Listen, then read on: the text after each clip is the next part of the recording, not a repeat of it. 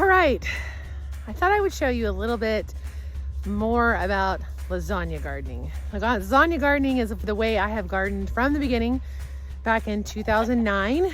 I don't know how in the world I came across Patricia Lanza's book, Lasagna Gardening, but I'm so grateful that I did because it is one of my all-time favorite books, gardening books, but books in general. It is such a fun book to read through. It has made gardening so much more enjoyable and so much more simple.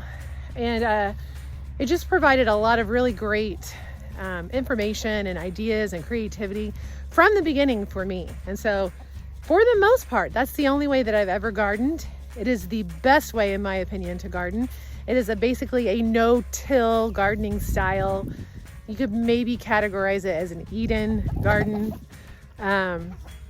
Maybe a little bit more involved than that. But for the most part, that's all I've ever done, other than when we first moved out to this property and we had to till the soil because we could not really implement the lasagna gardening style without getting rid of the really, really thick layer of woody weeds and plants that were here when we moved in. So we did have to till, but from there on, we've been building the soil up using the lasagna gardening style. So let me tell you what that's all about if you don't know. The idea behind lasagna gardening is really just like building a lasagna. You have layers, alternating layers of different organic material, starting with your base layer, which you literally lay right on top of the ground. Whether it's sod or dirt or weeds, you can lay a thick layer of wet newspaper, preferably not newspaper with ink, because then those dyes are getting into your dirt. So black and white newspaper, which is really hard to come by these days, unfortunately. So I have to use cardboard. I can't find newspaper like I used to be able to because everything's digital now, right? So really cardboard, which you can come by really easily, whether someone's moving and you grab them from them on Facebook Marketplace, or you stop by any grocery store or Dollar General or really anywhere and ask, hey, you got some cardboard boxes I can take off of you? Most people will be more than willing to give them to you, and there you go, free lasagna gardening material. So that heavy layer of cardboard, which we want wet when you lay it down because it'll quicken the breakdown process. You're gonna lay straight down onto the ground. Now again, when we moved here, we had such a thick woody weed burden, we couldn't lay the cardboard on that. We had to till and then lay the cardboard down. But in most cases, especially in like backyard gardens, you can just lay the cardboard directly down onto the grass. So no digging, no tilling required. And then from there, your base lasagna layer, you will start to add organic materials on top of that in layers of like 2 to 3 inches. And your organic materials pretty much are things that you can find on your property at all times during the year, but especially during the fall. Those are things like dried leaves or wet leaves, any kind of leaves that fall from the tree. So obviously the fall is a great time for that. Grass clippings from when you've been mowing. Now the caveat to this is if you spray your grass with pesticides, you really don't want to use those grass clippings in your garden because then you're allowing those chemicals to seep down into your soil and they will be absorbed by the roots of your plants. So ideally you want to use grass clippings from an unsprayed yard. So keep that in mind when you're looking for your resources, whether it's your yard or someone else's. Unsprayed grass clippings are what you're looking for. But leaves, grass clippings, veggie scraps from your house. I don't throw any veggie scraps away. Everything goes straight to my chicken yard, which is where my working compost pile is, or in some case, straight to the garden.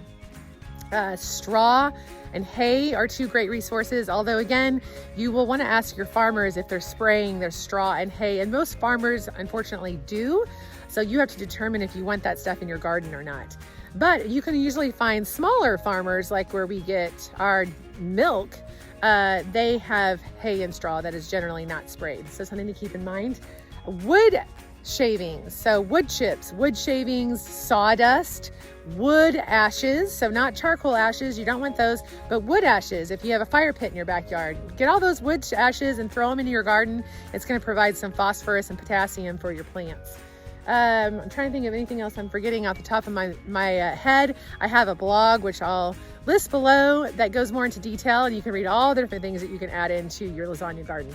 But you're going to take these different layers of organic materials, again, that you can generally find for free. Coffee grounds is another one that just came to mind. And you're going to layer them in alternative layers. Now, when I say alternative layers, if you're thinking lasagna, you've got your pasta, you've got your sauce, you've got your cheese, right? Your cream. In the case of lasagna gardening, you're thinking in terms of green materials and brown materials. So your green materials are your materials that usually are moist. Again, like wet leaves, grass clippings, veggie scraps, manure. Those are green items, and a lot of times they actually are green, and they have high nitrogen content. That's your nitrogen. Your brown materials or your carbon materials are, again, generally your brown or your dry materials. So straw, dried chopped leaves, sawdust, wood chips, wood shavings, things like that. You actually want a 4-to-1 ratio. You know, I don't measure exactly, I just kind of eyeball it, a 4-to-1 ratio of carbon to nitrogen. You actually want way more carbon in there than nitrogen. In my case, I find that the nitrogen, the green materials, are a lot easier to come by.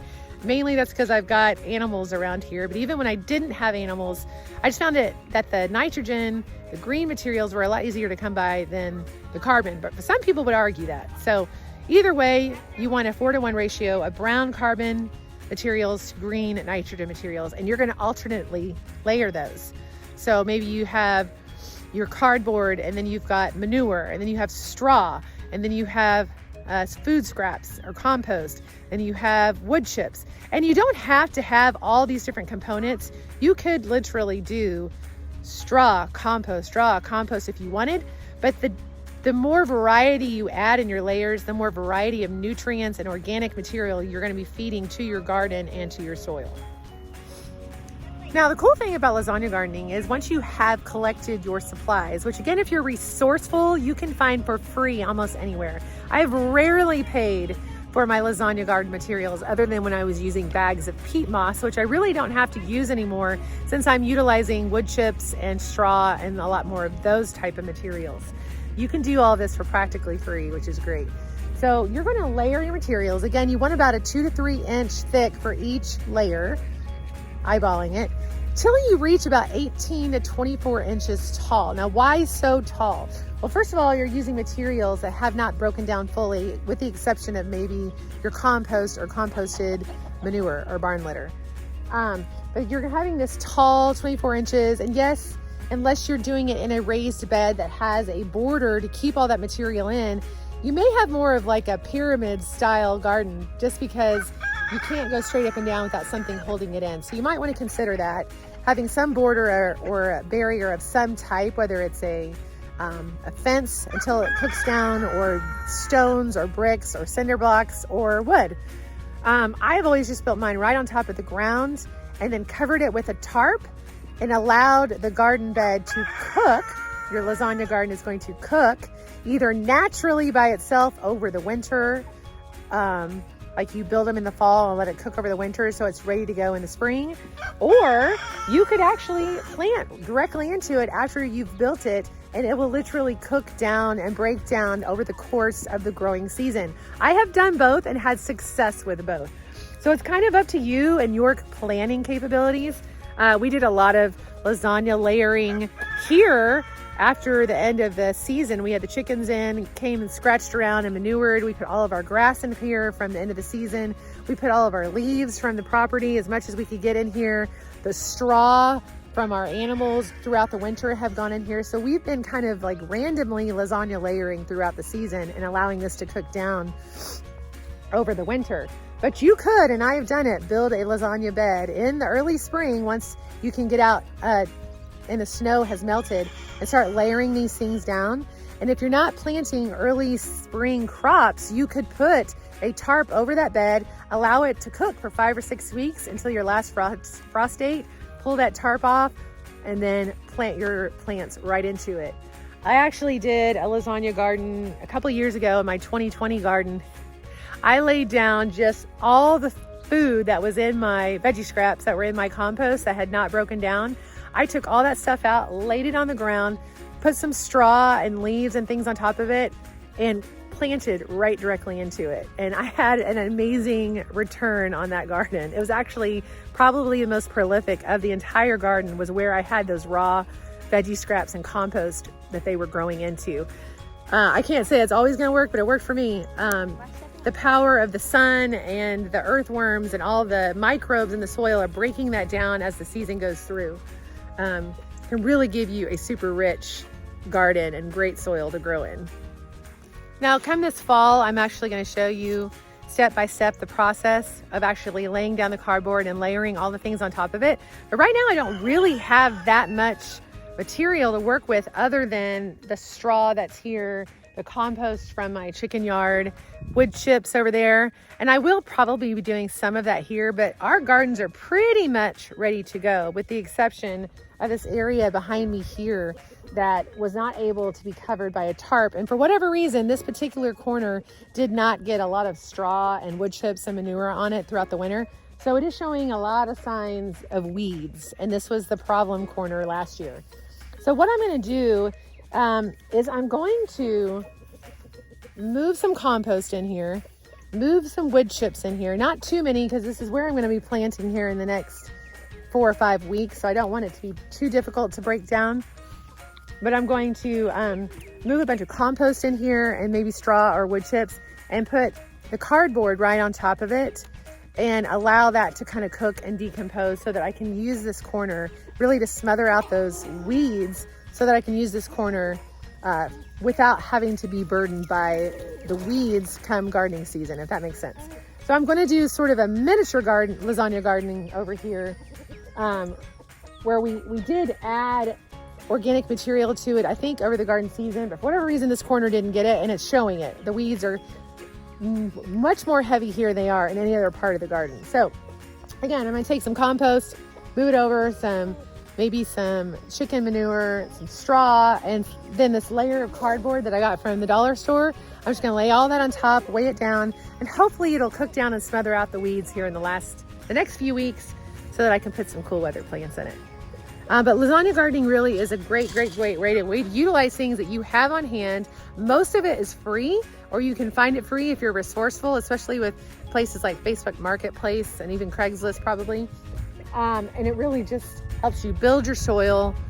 No digging required, which to me is like one of the best things. And I just love using things that I have on hand from my property. And you don't have to have property to lasagna garden. I had a lasagna garden in town, suburbia, for years. It's only been in the last 1.5 years that we've been out here in this space. And I'm still utilizing those methods. So check out my blog post below. It'll walk you step by step through the lasagna gardening process. But if you haven't tried it, try it this year. It's not too late to do it for the spring season. It's mid-March here in Southwest Michigan. And I am still utilizing cardboard and lasagna gardening methods even for this upcoming season. But I will for sure be doing it in the fall, and I will make a video for that here in the next few months. And one last hot tip for you before I close out this video: use cardboard for your walkways. So if you need walkways in your garden and you're tired of weeds and grass getting in the way, lay down weed matting or cardboard. I suggest cardboard because it breaks down, and if you end up reorienting your gardens, you don't have to worry about that weed matting being there. But lay down cardboard and then lay down wood chips on top of it, because it'll really smother out the weeds or the grass and provide a nice walkway. And all of that will break down over time and again feed your soil and become part of the garden. You will have to put more wood chips down, down the road, but it's still a really great way to create walkways and pathways in your garden.